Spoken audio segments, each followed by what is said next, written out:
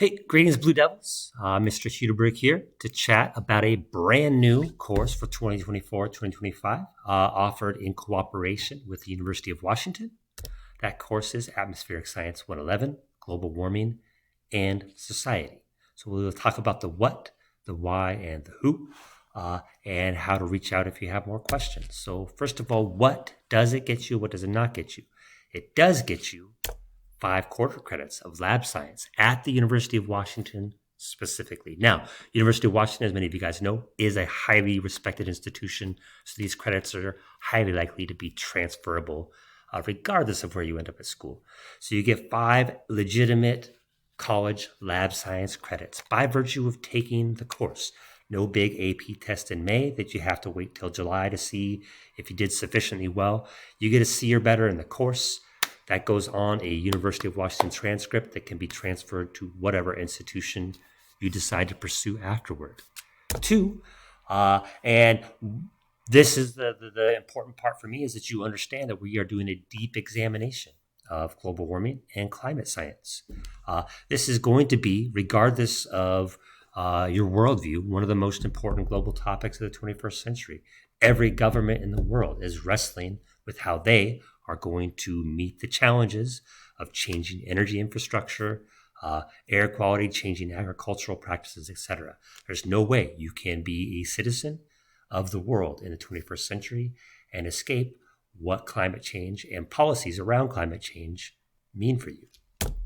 Now, what does it not get you? And I want to be explicit here that it does not replace our fundamental sciences like biology, chemistry, physics, etc. Okay, so this is not a course that you would take instead of those courses. It's a course you would take in addition to those other courses. Now, that could be at the same time, or perhaps you wait till you've knocked those out. So maybe your junior or senior year, you hop into this course after you've already done some fundamental sciences. Colleges, of course, want to see that you can take a college class and be successful. This is a great course to have on your transcript, but they don't want to see is that you bypassed or skipped the fundamentals. Okay.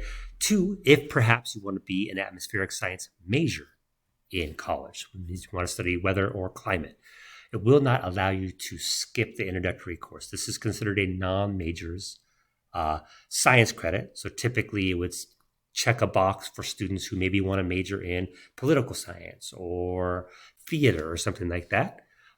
It meets your basic science requirement that all students have to take, which we'll chat about in a minute. Okay, it does not put you like ahead on trajectory if you happen to be an atmospheric science major. So who is a good candidate? First of all, it is a college level course, so you have to be college bound, or at least considering college, and college ready. That means you are ready to sit in. And again, I want to reiterate that this is the actual course that you would take if you were on the University of Washington campus and signed up for it. It's just taught at WAHI with me. I did all the hard work of convincing them that I am worthy to act as an adjunct professor, if you will. Okay. 3, I think you need to be interested in the topic. You don't want to put yourself through the rigors of a college level course if you don't have any interest in the topic whatsoever.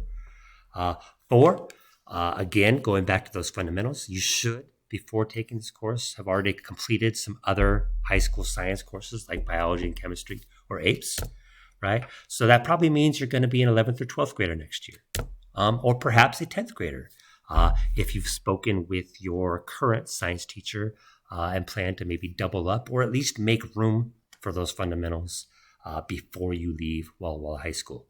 It definitely won't be any 9th graders in there, though. Okay, so going back to the non-major science, I do want to touch on this. No matter what you major in, if you go to a 4-year school and pursue a bachelor's degree, you're going to have to take at least 1, but probably 2 science courses while you're there just to get a bachelor's degree, regardless of your major.